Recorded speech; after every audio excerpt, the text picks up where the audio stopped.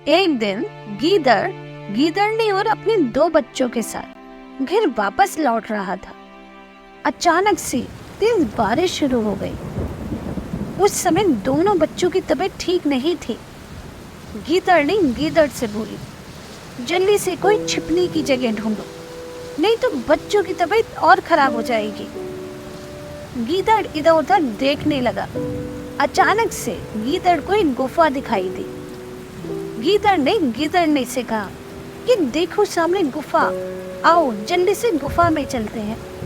चारों भागकर गुफा के अंदर चले गए। उन्होंने गुफा के अंदर बैठकर चैन की सांस ली।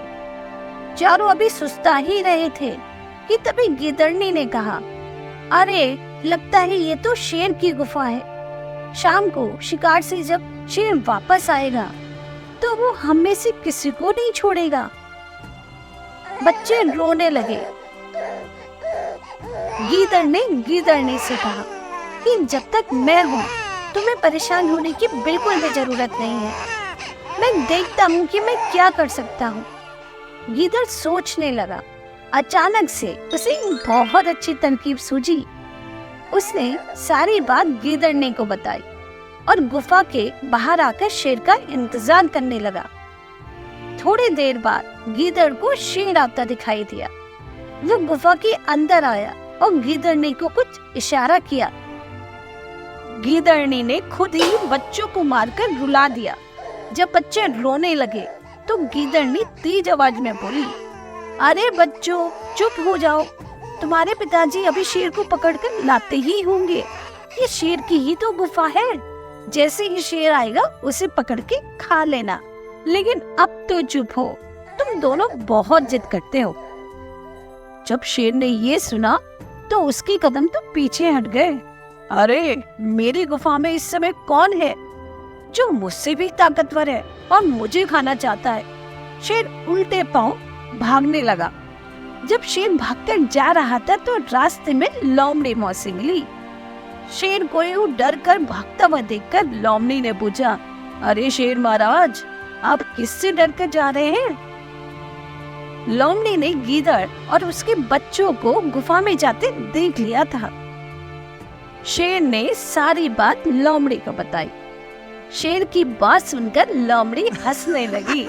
हाँ, आप एक गीदड़ से डर गए, अब जंगल के राजा हो, शेर हो आप। हाँ मुझे पता है, लेकिन मेरी गुफा में मुझसे भी ताकतवर कोई जानवर है जो मुझे खाना चाहता है, तो ऐसे में मैं कैसे गुफा में जा सकता हूँ? लोमड़ी ने शेर को बताया कि कोई बड़ा जानवर आपकी गुफा में नहीं है, वो तो गीदड़ है और आपको बेवकूफ बना रहा है। शेर को लोमड़ी की बात पर यकीन नहीं आ रहा था, लेकिन लोमड़ी के जिद करने पर शेर ने अपना एक पैर लोमड़ी के पैर में बांध लिया और डरते डरते गुफा की ओर चल दिया। जैसे ही शेर लोमड़ी के साथ गुफा के पास पहुंचा, अंदर गीदड़नी ने दोबारा से बच्चों को रुला दिया और चिल्लाकर बोली, अरे बच्चों अब चुप भी हो जाओ, अबे लोमड़ी मौसी गए हैं ना तुम्हारे लिए शेर लाने। जैसे ही लोमड़ी मौसी शेर को लेकर आती है उसे खा लेना। बस ये सुनना था। शेर उल्टे पांव भागा और उसके साथ गिरती बढ़ती लोमड़ी भी भाग गई। इस कहानी से हमें यही सीख मिलती है कि परेशानी चाहे कितनी बड़ी हो, हमें हमेशा समझदारी से, बुद्धि से काम लेना चाहिए। अपनी बुद्धि के बल पर हम बड़ी से बड़ी परेशानी का भी हल निकाल सकते हैं।